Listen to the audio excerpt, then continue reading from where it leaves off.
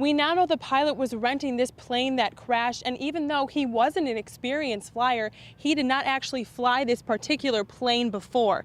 Now, Horry County Coroner Robert Edge tells us the pilot was 55-year-old Danny Carroll from Kannapolis, North Carolina, just outside of Charlotte. His wife, 66-year-old Rachel Carroll, and their 4-year-old granddaughter, Mallory Fields, were also on the plane. All three died. But what witnesses saw, investigators say, will be extremely helpful while trying to figure out this crash. People who live in this area say they thought they saw the plane circling around just minutes before, but when it came back and crashed, it happened without warning. Like yum sound, and then it was a yum sound again, and we didn't hear it no more. And then it was coming over, and my cousin's like, "Hey, it's a plane," and it was already coming down. You could see the lights, a big old flashing red light and stuff. As soon as that hit, we just seen like a big old burst, boom. Now, investigators say they will be out here tomorrow to continue that investigation. That could last anywhere from 6 months to a year to hammer out those details. Reporting here in the Little River Neck area in North Myrtle Beach, Olivia Wilmsen, WMBF News. Another mixed martial arts fight is coming to Myrtle Beach tomorrow night. Coming up at 6, we'll tell you how that sport is more than just a fad here in the Grand Strand. With the fight coming up tomorrow night, some of those guys competing came in this afternoon to think about that last-minute game plan and shed off those last few pounds. And with a facility like this that can offer training, is just one example of how MMA is growing in this area. For 7 years now, the 17 Bypass boys have been beautifying these landscape medians on 17 Bypass from Surfside Beach up 2 miles to Garden City. Today, Horry County Council is finally recognizing those landscape-loving friends. Head back nearly 8 years ago, and you'll find Patrick Burke, a daily listener of Lou Krieger's popular radio show. Now their friendship has blossomed after every tree they've planted. I'm with him just about every day. He calls me every day. I call him. We go fishing together. We crab.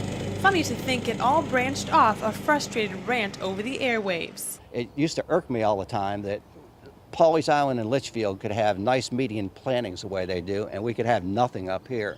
And so we just decided we were going to make a difference. Since then, they claim those 2 miles of beautiful landscape, a labor of love. I didn't know what I was getting myself into. We put a lot of hours in there, a lot of hot hours.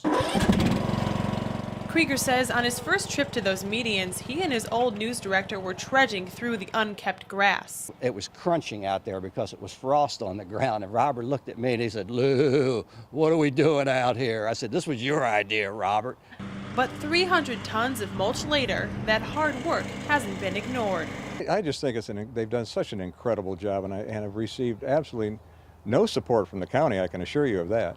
And for a destination area that depends on attracting visitors, Loftus says you can't take beauty for granted. When you drive into any tourist destination, you'll see that the entryways are what's important. Sometimes I dream about that bypass. All I see is mulch.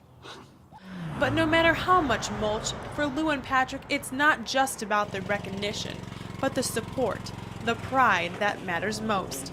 A friendship for the Bypass boys that continues to grow. They say every penny spent to keep up those beautiful medians is all donated.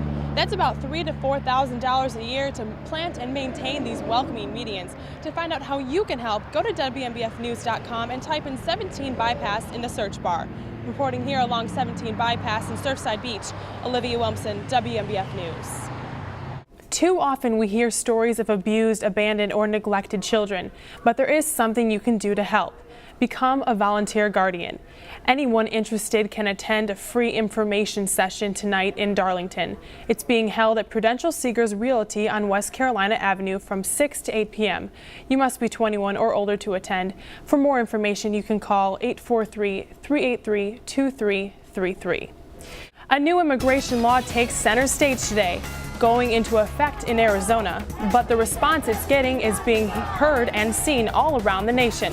Find out how people in South Carolina feel about the change.